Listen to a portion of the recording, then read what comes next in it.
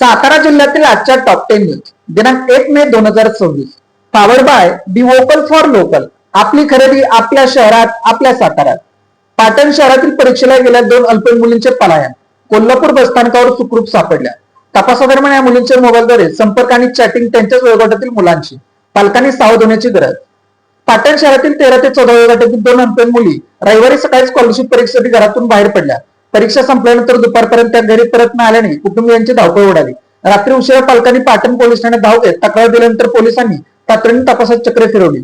तपासादरम्यान संबंधित मुली कोल्हापूर बसस्थानक परिसरात असल्याचे निष्पन्न झाले. त्यानंतर कोल्हापूर पोलिसांच्या मदतीने त्यांना ताब्यात घेऊन सुखरूप पाटण येथे आणण्यात आले. तपासादरम्यान या मुलींच्या मोबाईलद्वारे संपर्क आणि चॅटिंग त्यांच्याच वयोगटातील मुलांशी चालू होते असे निष्पन्न झाले आहे. या घटनेमुळे पालकांनी यापुढे सावधानीची गरज असल्याची भावना व्यक्त होऊ लागली आहे. 12वीचा निकाल 2 मे रोजी दुपारी 1 वाजता ऑनलाईन जाहीर होणार. महाराष्ट्र राज्य माध्यमिक व उच्च माध्यमिक शिक्षण मंडळ यांच्यामार्फत घेण्यात आलेल्या फेब्रुवारी मार्च 2026 मधील उच्च माध्यमिक प्रमाणपत्र 12वी परीक्षेचा निकाल शनिवार दिनांक 2 मे रोजी दुपारी 1 वाजता ऑनलाईन जाहीर करण्यात येणार आहे. जनगणनेत ओबीसी एससी साठी स्वतंत्र नोंद नाही. भानुदास माळी. काँग्रेस पक्षाकडून याबाबत तीव्र आक्षेप. देशभर सुरू असलेल्या जनगणना प्रक्रियेत मागासवर्गीय ओबीसी तसेच अनुसूचित जाती जमातींसाठी स्वतंत्र नोंद किंवा स्पष्ट वर्गीकरण दिसत नसल्याचा आरोप करत काँग्रेसने तीव्र नाराजी व्यक्त केली आहे. या प्रक्रियेत तातडीने दुरुस्ती करावी अन्यथा ही जनगणना दिशाभूल करणारी ठरेल असा इशारा महाराष्ट्र प्रदेश काँग्रेसचे सरचिटणीस भानुदास माळी यांनी दिला. कराड येथील आयोजित पत्रकार परिषदेत ते बोलत होते. जिल्हा परिषद सदस्य अपात्रतेवर निर्णयासाठी 7 मे रोजी सुनावणी. सातारा जिल्हा परिषद अध्यक्ष उपाध्यक्ष झालेल्या निवडणुकीत क्रॉस वोटिंग प्रकरणावरून राजकीय वातावरण पूर्ण तापले असून राष्ट्रवादी काँग्रेसच्या 3 सदस्यांच्या अपात्रतेच्या मागणीवर जिल्हाधिकाऱ्यांसमोर सुनावणी पार पडली. या प्रकरणात संबंधित सदस्याकडून बाजू मांडण्यासाठी मुदत मागण्यात आल्याने जिल्हाधिकारी संतोष पाटील यांनी पुढील सुनावणी 7 मे रोजी ठेवली आहे. 20 मार्च रोजी झालेल्या जिल्हा परिषद अध्यक्ष व उपाध्यक्ष निवडणुकीत राष्ट्रवादी काँग्रेस अजित पवार गट येथील काही सदस्यांनी पक्षविरोधी भूमिका घेत भाजपा उमेदवाराला मतदान केले होते.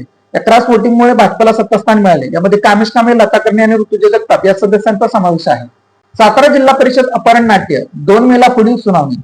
सातारा जिल्हा परिषदच्या अध्यक्ष निवडीवर घडलेल्या नाट्यमय घडामोडी आणि जिल्हा परिषद सदस्य दिनकर उर्फ बापू शिंदे यांच्या कथित अपहरण प्रकरणाने राज्याच्या राजकीय वर्तुळात मोठी चर्चा घडवून आणली होती.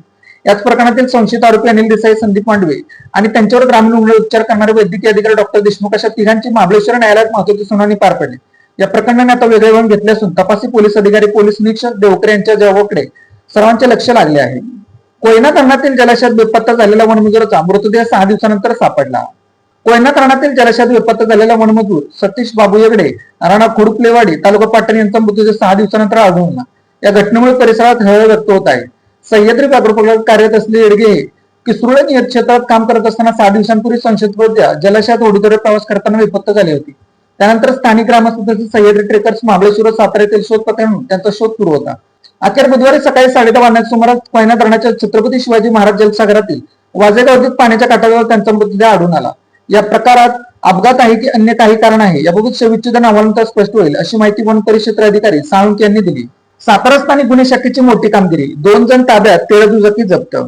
सातारा स्थानिक गुन्हे शाखेने मोठी कारवाई करत 2 मोटरसायकल ताब्यात घेतले असून त्यांच्या ताब्यातून तब्बल 13 चोरीच्या दुचाकी जप्त करण्यात आल्या आहेत. या कारवाईमुळे जिल्ह्यातील 12 चोरीचे गुन्हे उघडकीस आले आहेत.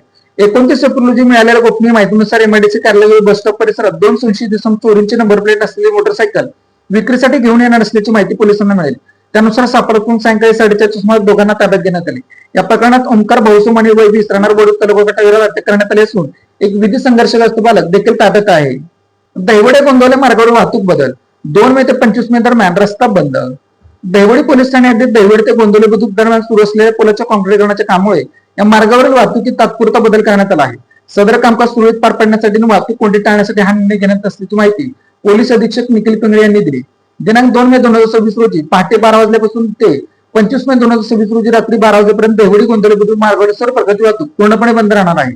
वाहतूक पर्यायी मार्गाने वळवण्यात आली आहे. कोरेगाव रफल कॉलनी रस्त्याच्या कामासाठी राष्ट्रवादी शिवसेनेचे नागरिक महिलांचा आझाद चौकात भर उन्हात रास्ता रोको आंदोलन. कोरेगाव रफल कॉलनी रस्त्याचे काम गेल्या काही वर्षांपासून रखडले आहे. 4 वर्षांपूर्वी रस्त्याच्या कामाचे भूमिपूजन झाले होते, मात्र अद्यापही काम झालेलं नाही. त्यामुळे नागरिकांना, महिलांना, विद्यार्थ्यांना, ज्येष्ठ नागरिकांना आतोनात त्रास सहन करावा लागत आहे. या प्रश्नी काल कोरेगाव शहरातील आझाद चौकात राष्ट्रवादी शिवसेनेने प्रथम नगराध्यक्ष राजाभाऊ बोरगे यांच्या नेतृत्वाखाली नागरिक महिलांसह भर उन्हात रास्ता रोको आंदोलन केले.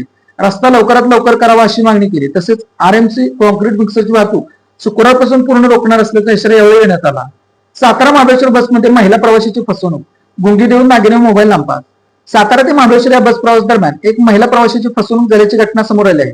ही घटना दिनांक 28 एप्रिल 2024 रोजी दुपारी 3 ते सायंकाळी 6 वाजण्याच्या सुमारास घडली. मिळालेल्या माहितीनुसार अज्ञात आरोपीने लोन मिळवून देतो असे आमिष दाखवत संबंधित महिलेचा विश्वास संपादन केला.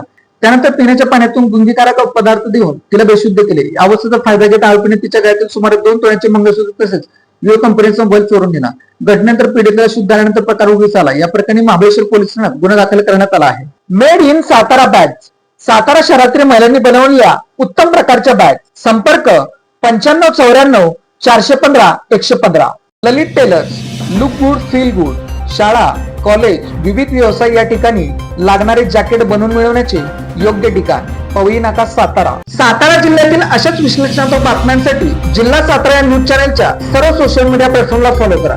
व्हिडिओ लाईक करा, व्हिडिओ हाईप करा, व्हिडिओवर कमेंट करा आणि व्हिडिओ जास्तीत जास्त लोकांपर्यंत शेअर करा.